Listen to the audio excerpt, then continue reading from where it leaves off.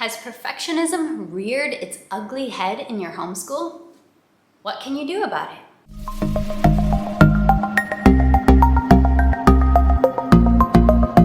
Hi, I am Rachel from 7 and All. I am a second-generation homeschooler who loves to have nerdy homeschool conversations here on YouTube.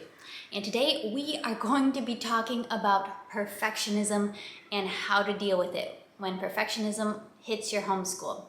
Now, this video is mainly going to be targeted on how to handle perfectionism when you have kids who struggle with it. However, if you yourself do struggle with perfectionism, I think that many of these concepts can be applied in different ways as well. Now, the first overarching idea that I want to communicate is that we should not be too lenient and too accepting of perfectionism.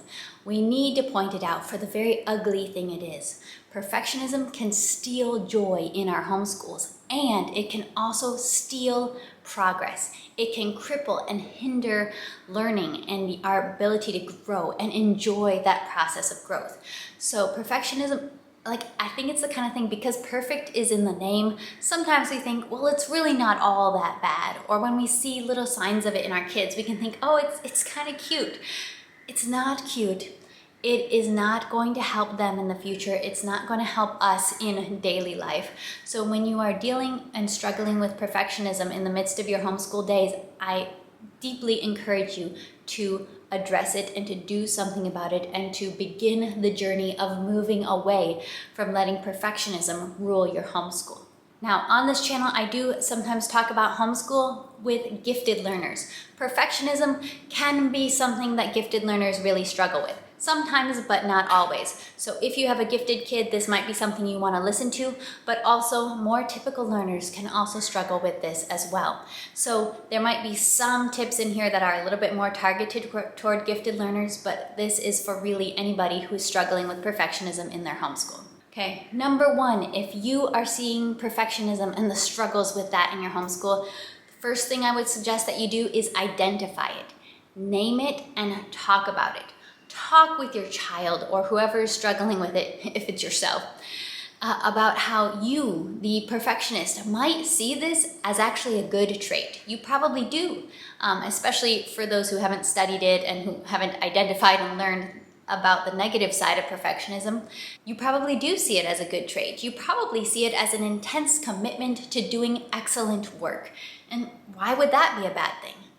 The reality is, it's not that good. There are a lot of side effects from perfectionism that can cause a lot of issues with your ability to grow and learn and to handle failures and hardships and the own failings of your humanity with grace when you let perfectionism rule your life.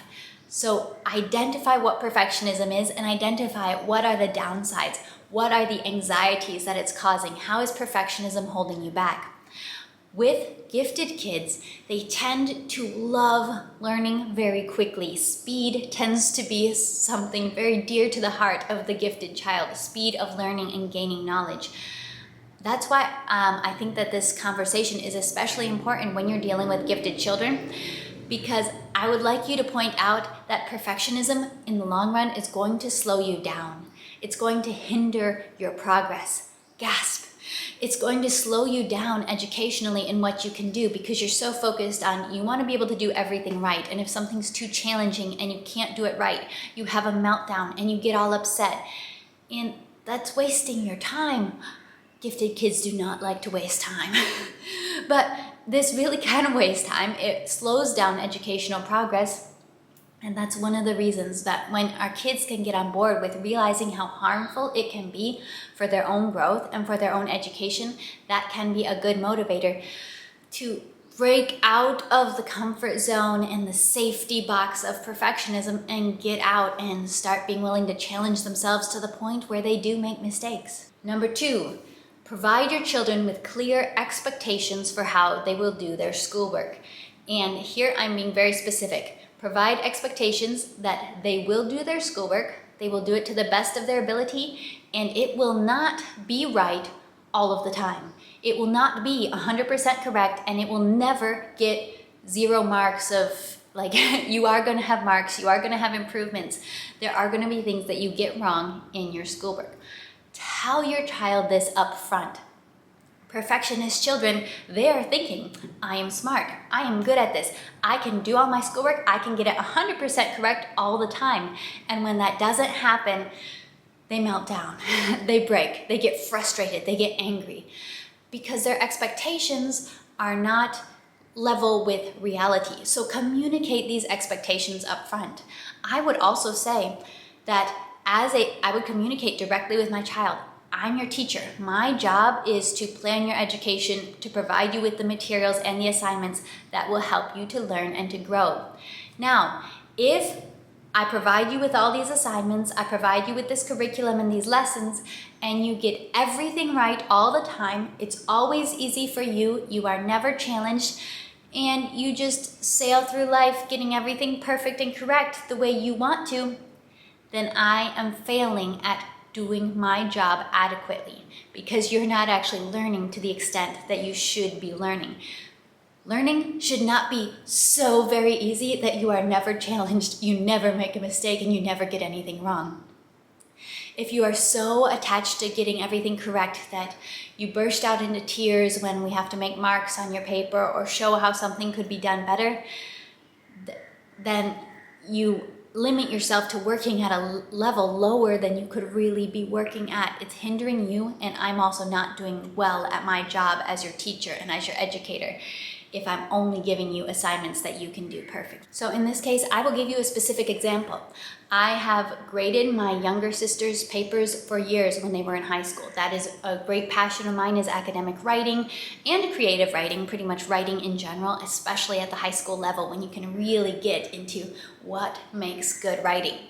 Now, I have always communicated with my sisters that no matter how good this paper is, I'm never going to hand it back to you, and I'm never going to read it with you and say, this is perfect, nothing could be improved, well done. I'm never going to say that because if I said that, I would not be doing my job. I would be being a lazy teacher. You should never think that at 14, 15, 16 years old, you have mastered the craft of writing and there's nothing that could be improved. To an adult, we realize how ridiculous that sounds, but to a teenager, that can still feel, that can cause angst in their little hearts and minds because they want to have mastered it, but the reality is that they haven't. So I communicate this up front, that your goal in writing this paper is not to hand it in to me and have me read it and say, wow, every single thing about this was perfect and nothing could be better. Yes, they do good work. They always put good work in. I love their characters. I love their writing skills.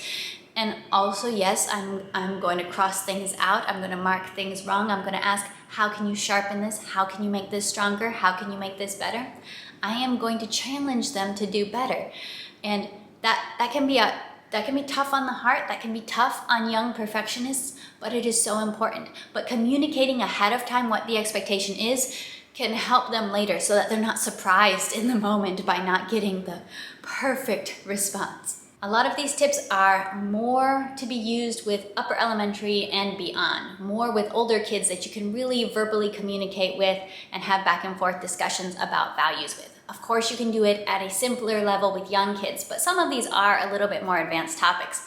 But this is a point. Number 3 is something that you can do with the youngest perfectionist. And this is it. Praise efforts. Praise work. Don't so much praise results. Praise the work that they are doing, no matter how it turns out, no matter how something turns out in any project, not only in school, but in anything. You can say, I can see that you really worked hard on that Lego tower that you built, on that Duplo tower that you built. I can see that you really worked hard on that. What is it? Ask questions, praise the process. Look at them when they're in the middle of working hard on something and say, you know, you're really challenging yourself and you're really working really hard. What are you doing? I ask, what are you doing a lot with my very small children because I'm not always sure what their projects are.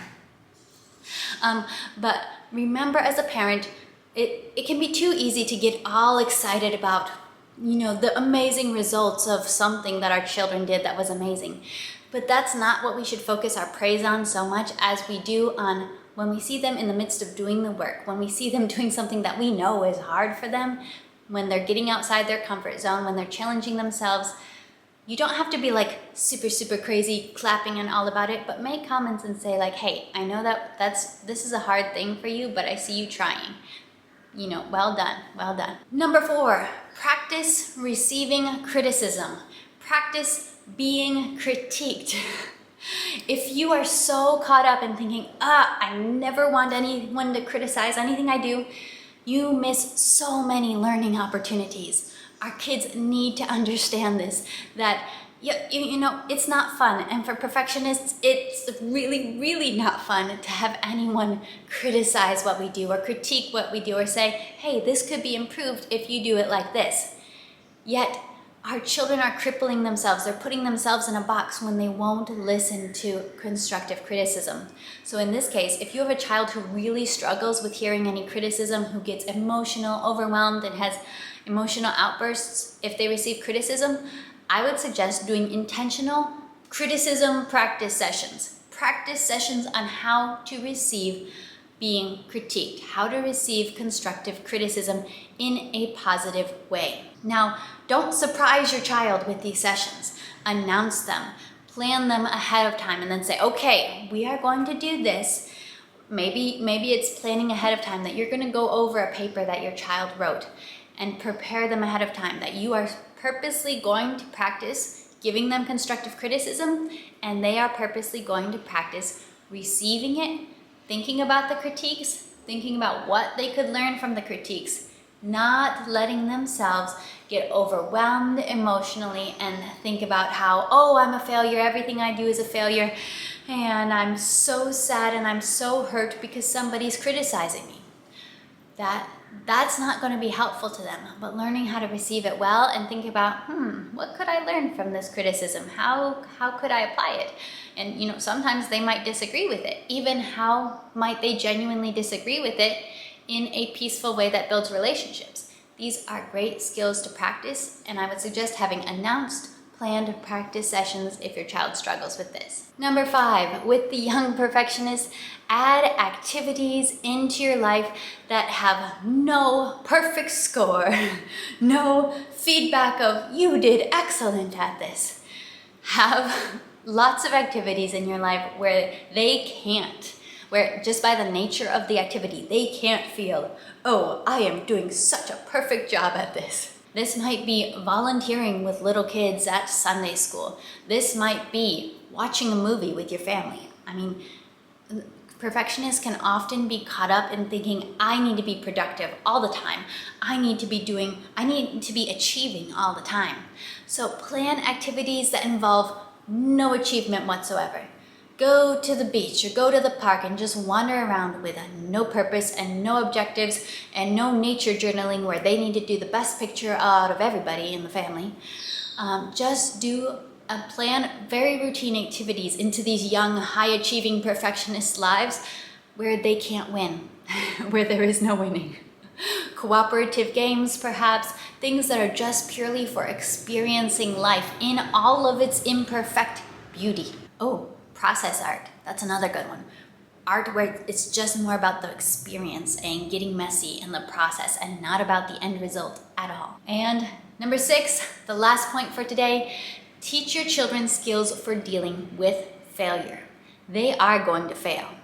Now, if you tell that to any young perfectionist, they're probably going to be like, no, I am not. I'm going to control the situations I find myself in, and I'm not going to put myself in situations where I will fail. They are going to fail. You probably know this from your greater experience of life. A young perfectionist hasn't experienced maybe as much of life with the opportunity for failure as you have. So from your own life experience, share with them stories of failure. Share with them stories of failure that was handled well, and share with them stories of failure that was handled not so well. They will fail. So prepare your child and equip them with the scales for failure. Some of their failures will be small, and some of them will be much greater.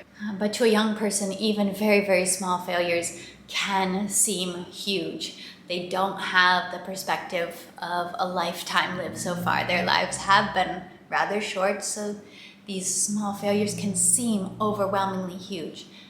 Try to build perspective in them. Try to build gratitude, gratefulness, and understanding how kind of small we are, how much we don't achieve on our own, how much we've been given in our lives, is a great inoculation against perfectionism.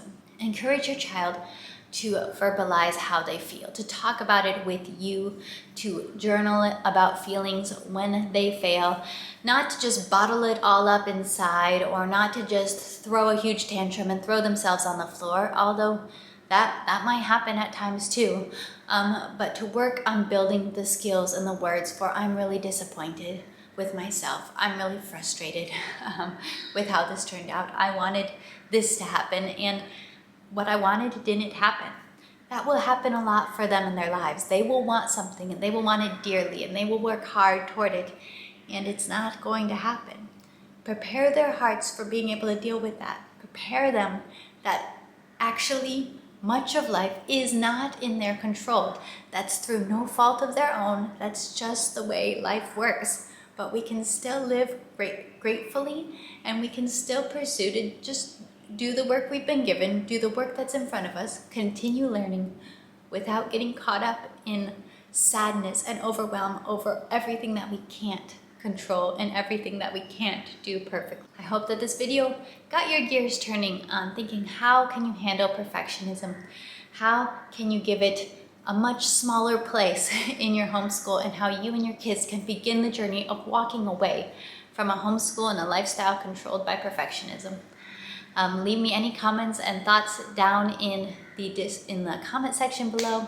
And if this video was helpful and encouraging, I encourage you to give it a like and subscribe to my channel for more nerdy homeschool conversations. Bye!